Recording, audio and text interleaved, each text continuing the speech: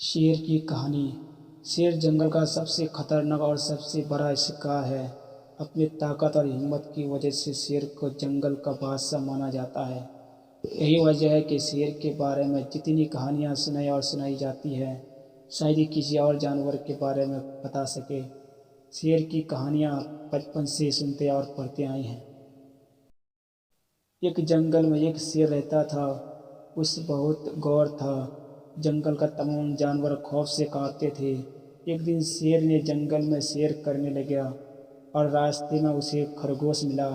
شیر نے خرگوش سے پوچھا، بتاؤ جنگل کا بادشاہ کون ہے؟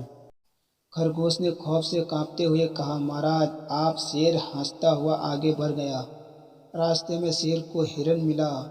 شیر نے ہرن سے بھی وہی سوال کیا، بتاؤ جنگل کا بادشاہ کون ہے؟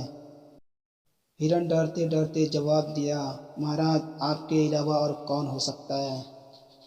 شیر ہرن کی بات سن کر بہت خوش ہوا اور پھر آگے بڑھ گیا۔ راستے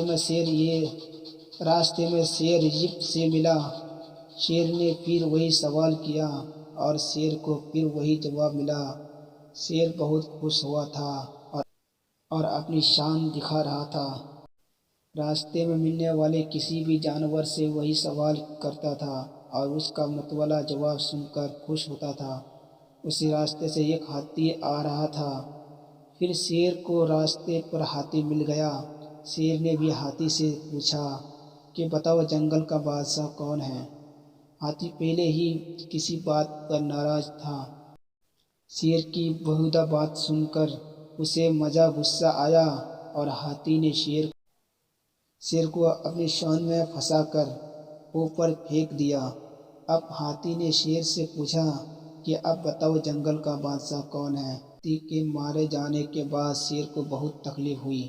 شیر نے کہا، نہیں ہاتھی بھائی، مجھے اپنی طاقت پر بہت فخر تھا۔ اب میں سمجھ گیا ہوں کہ ہمیں ہر جگہ تکبر نہیں دکھانا چاہیے۔